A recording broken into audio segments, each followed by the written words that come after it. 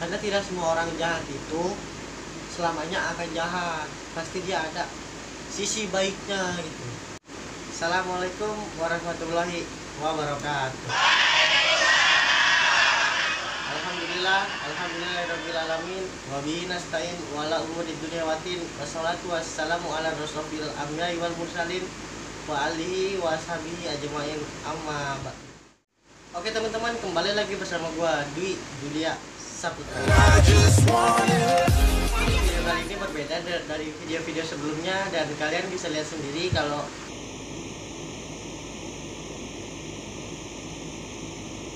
gue itu sekarang lagi pakai baju koko, baju pakai peci. Nah, jadi video kali ini berbeda dari video sebelumnya. Intinya gue mau ngebahas tentang kasus yang terjadi di daerah gue sendiri, yaitu di Flamboyan, Kecamatan Cengkareng. Jadi ceritanya ada seseorang yang ingin membakar masjid Jami Istiqomah yang berada di Flamboyan, cuy. Jadi buat kalian yang sudah bergabung dalam channel YouTube saya, silahkan kalian di like atau kalian dislike, atau kalian juga bisa komen apakah ada salah-salah kata dari seorang insan yang penuh dosa ini.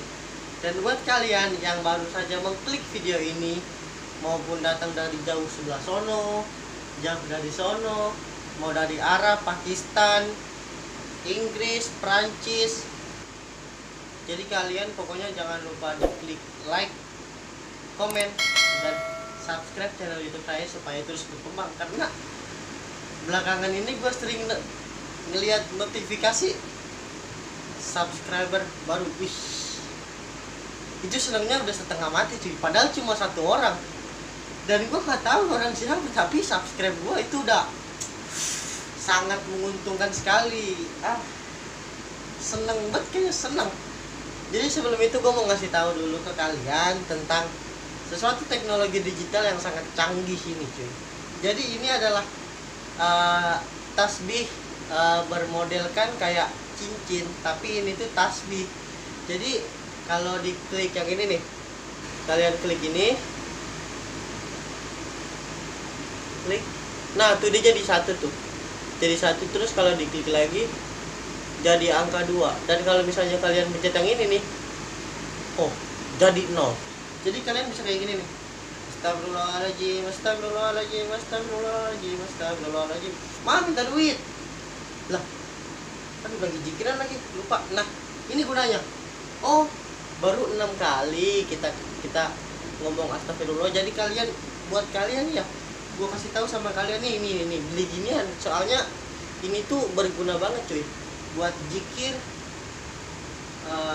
Buat zikir. Udah simak buat zikir doang. Ya udahlah. Jadi kalian beli di toko online, kalian tulis aja cincin zikir. Nah, pasti ini keluar cuy. Jadi tanpa berlama-lama kita langsung aja ke videonya cuy. Jadi ini dia videonya, gue bakalan nonton dulu dan gue bakalan dikasih tahu ke kalian. Ini dia rekamannya, dan setelah nonton baru kita komentar. Jadi awal-awal cuma datang polisi doang. Jadi gue trauma kalau misalnya gue suarain, trauma. Jadi pada way gue pakai HP dulu. Ramai. Ini dia rekaman CCTV-nya yang sempat direkam gitu. Jadi ini waktunya itu jam 8:30. Ya, wah.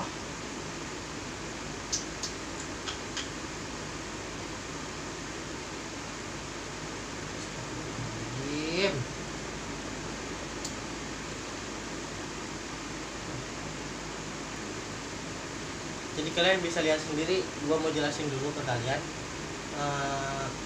Jadi awal mulanya itu emang nggak terjadi apa-apa, atau nggak terjadi sebuah ricu atau gimana.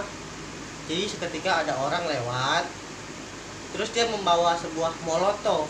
Itu namanya molotov ya, itu bukan bom. Karena kalau bom itu berupa ledakan, tapi kalau ini adalah berupa kobaran api yang begitu cuy. Jadi itu bukan bom, sekali lagi itu bukan bom, itu cuma molotov. Jadi cara pembuatan molotov emang begitu simpel. Gue juga dulu pernah main molotov, bikin dari botol kerating den, di dalamnya diisiin bensin, terus dikasih sumbu kain buat ngepel, ujungnya dibakar. Nanti kalau misalnya udah nyala yang di ujungnya, terus tinggal dilempar, kalau misalnya beling itu meledak, dan itu juga apinya juga bakalan nyebar gitu. Jadi sekali lagi, itu bukan bom, itu cuma molotov yang pembuatannya simple. Dan kejadiannya itu jam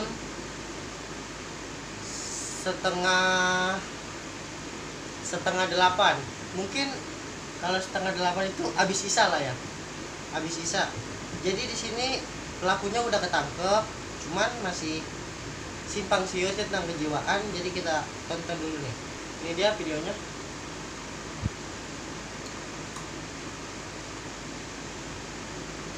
Dan kalian bisa lihat kalau misalnya pelakunya itu emang udah tua. Nah, jadi cuma 2 video yang bisa gua dapat, yang bisa gua ambil, karena mungkin belum begitu booming, karena kejadiannya itu habis sisa. Mungkin reporter udah pada libur cuy. Jadi gua di sini buat ngejelasin gitu. Gua aja yang ngejelasin, udah reporter diem aja. Biar orang-orang pada nonton video gua tuh, ya kan. Nanti nulis Masjid Lamboyan, nanti keluar gua, ya kan.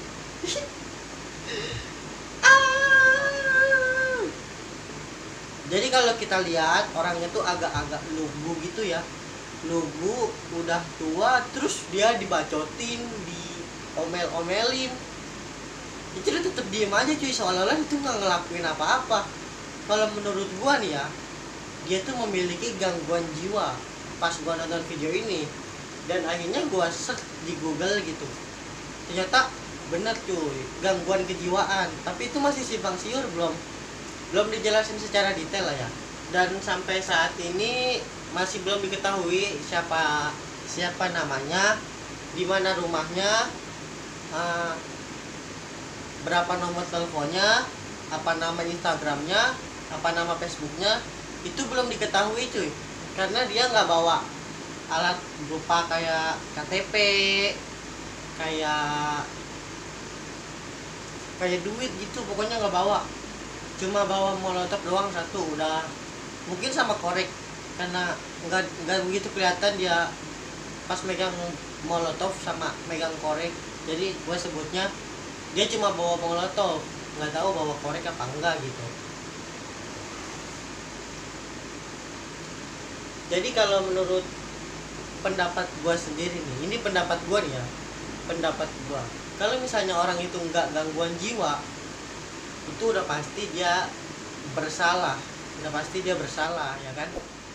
Nah, dan kalau misalnya dia itu ternyata gangguan jiwa, itu sudah jelas lah ya, itu sudah jelas, pokoknya udah fix dia nggak bersalah cuy, karena dia memiliki gangguan jiwa. Dan itu benar-benar gangguan jiwa lah ya, bukan gangguan jiwa saya tidak bersalah karena saya orang gila, saya tidak bersalah. Nah kalau itu cuma settingan. Jadi jelas dia bersalah, walaupun dia bilang dia gila, tapi kan itu kan cuma bohong. Nah tapi kalau misalnya dilihat-lihat nih ya, kayak kita sekarang pikir pakai logika aja. Kita pikir pakai logika, kalau dia mau nyerang sesuatu, dia pasti nyiapin yang lainnya lah. Dia misalnya mau ngebakar masjid, catat ya, dia mau ngebakar masjid, dia datang sendiri gitu, nggak bawa motor. Apakah itu sebuah rencana yang baik? Rencana yang baik adalah gua percaya bahwa dia tuh memiliki gangguan jiwa, jadi masih wajar lah ya. Nah terus kalau misalnya dia gila, dia nggak bersalah, karena namanya orang gangguan jiwa tuh bukan 100% di dalam pikiran dia. Ada sesuatu yang membuat dia tuh berpikir kayak gitu, menganggap bahwa itu adalah suatu hal yang benar, jadi dia melakukan hal itu. Namanya juga orang gangguan jiwa, ya wajar dong kalau misalnya dia ngelakuin hal kayak gitu. Dan syukur alhamdulillah nggak ada korban jiwa, karena mungkin masih pada selesai kayak zikir-zikir, pada wiritan mungkin, karena itu juga waktunya masih setengah 8 lewat 10 menit, 8 menit tepatnya. Pasti pada wiritan dulu kan, tapi ya bocah-bocah tahu sendiri. Assalamualaikum warahmatullah. Assalamualaikum warahmatullah. Namanya bocah, wajar ya kan, gua nggak nyalahin gitu. Dan ya kalau misalnya dia benar-benar nggak memiliki gangguan kejiwaan, itu dia nggak pantas dipukul atau sampai dimasa gitu. Gua lihat sendiri nih, dia kayak ada luka di jidat, tapi gua sumpah nih ya, sumpah gue tuh nggak nyalahin orang-orang yang di situ. Mungkin gue nggak bilang wah nih digebukin nih, enggak, gue nggak bilang begitu. Mungkin dia lukanya dari tempat lain, atau mungkin ya intinya bukan sama orang itu, tapi gue nggak nyalahin lah ya. Intinya gue cuma mau bilang kalau orang itu memiliki gangguan kejiwaan, dia nggak pantas dipukulin cuy, karena dia memiliki gangguan jiwa. Tapi kalau dia tidak memiliki gangguan jiwa, ya dia pantas lah dipukulin. Orang dia bakar masjid, apaan sih? Dipukulin sewajarnya, nah terus diserahkan ke pihak berwajib gitu. Maksudnya bukan main hakim sendiri lah ya, pasti dia terus, kamu orang mana, kamu tinggal di mana, mengapa kamu bakar masjid? Ya karena saya ada yang suruh begitu, kalau misalnya disuruh lah ya.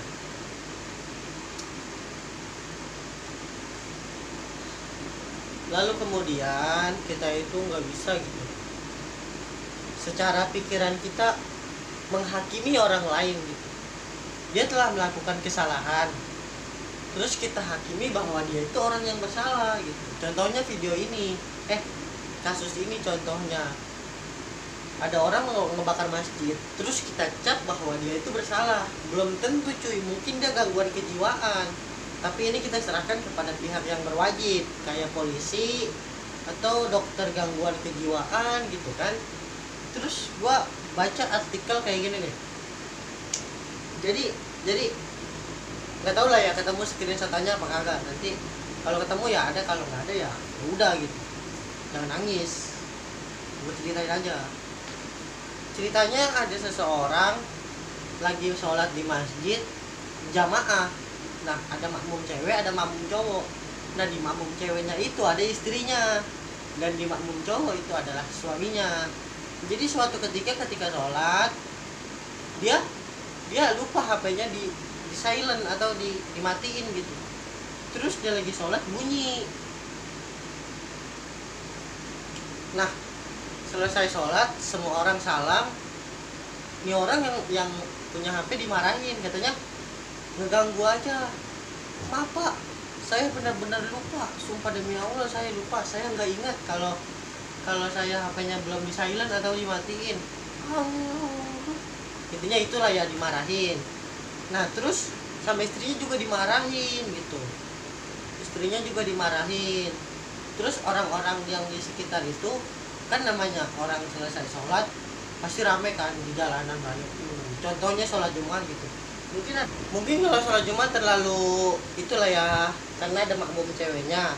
Jadi contoh aja sholat taraweh, kan sholat taraweh tuh ramai-ramai, pasti ramai tuh. Nah orang-orang di sekitar ngeliatin dia aja, terus sambil kayak muka-muka sinis gitu, kayak sini orang apa sih sholat bawa HP.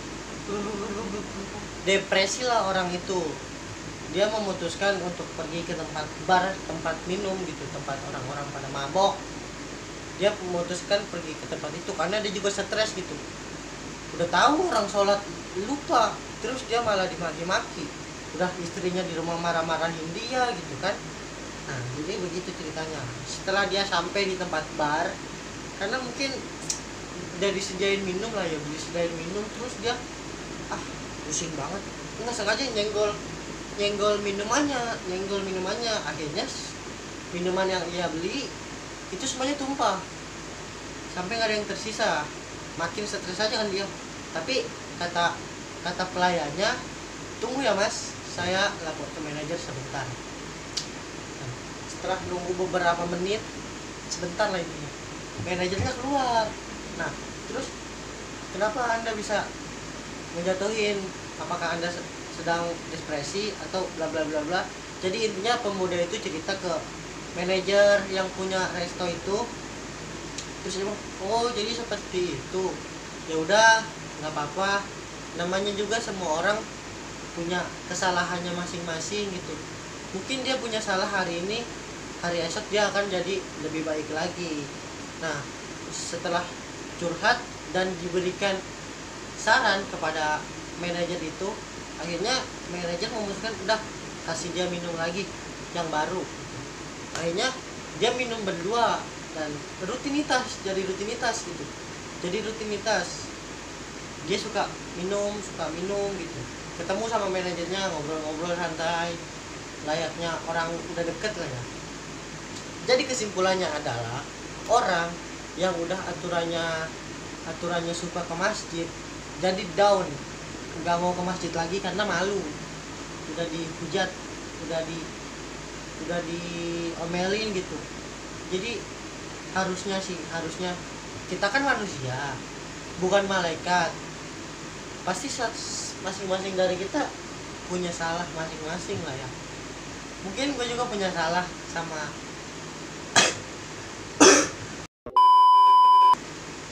seseorang, mungkin ya orang itu juga pasti maafin lah. Jadi kita nggak bisa ngecap kalau bahwa orang itu bersalah, karena setiap orang tuh punya kesalahannya masing-masing cuy.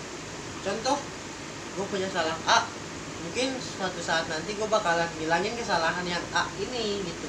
Maksudnya kalau punya salah jangan begitu dihina-hina, jangan begitu dimaki-maki gitu. Jangan ambil keputusan sendiri, itu adalah urusan Allah begitu. Urusan yang maha membolak-balikan hati manusia. Rahmatuhu wasi'at kulla syai', rahmatnya mencangkup segala hal. Jadi kesimpulannya di video ini tentang kasus yang pembakaran masjid di Pelamboyan itu, kesimpulannya adalah kalau misalnya dia orang waras, itu serahkan di pihak berwajib supaya dia itu diadili sesuai dengan apa yang dia kerjain gitu, sesuai apa yang dia lakuin gitu. Dan jangan main hakim sendiri, itu nggak boleh main hakim sendiri, sedangkan kita ada hukum, lu main hakim sendiri. Dan kalau misalnya dia orang yang tidak waras, nah kita jangan main pukul aja gitu, walaupun orang ini benar apa salah, itu kita jangan main pukul aja gitu. Kita sebagai umat Islam harus saling memaafkan, karena tidak semua orang Islam itu jahat, ya kan? Karena tidak semua orang jahat itu selamanya akan jahat, pasti dia ada sisi baiknya gitu. Jagalah toleransi yang ada di dalam agama kita masing-masing. Gua nggak peduli dia agamanya apa, intinya kalau orang itu ngelakuin kesalahan ya kita jangan main hakim sendiri. Kita harus cari tahu dulu apakah orang ini benar-benar bersalah atau tidak. Jadi mungkin segitu aja video kali ini, kurang lebihnya mohon maaf karena gue berpakaian peci sama baju koko, mungkin mulut agak dijaga, nggak boleh berkata kasar kalau lagi kayak gini, itu dosa. Jadi buat kalian yang menonton video ini, pokoknya jangan lupa klik tombol subscribe, nyalain lonceng notifikasi, karena capek ngingetin kalian tuh, capek. Halo guys, videonya udah diupload ya, bla bla bla bla bla bla. Udah, nyalain aja lonceng notifikasinya ya. Dan kalau kalian suka silahkan kalian like, dan kalau kalian nggak suka kalian dislike ya, kebangetan berarti. Berarti kalian kebangetan, orang video kayak gini loh di dislike. Pokoknya harus di like lah. Dan buat kalian yang mungkin ada kata-kata gue yang salah gitu, ya gue minta maaf aja, ini sesuai pendapat gue aja. Jadi kalian bisa komen salahnya di mana. Jadi ya udahlah, mungkin segitu aja video kali ini. Terima kasih yang telah menonton. Assalamualaikum warahmatullahi wabarakatuh.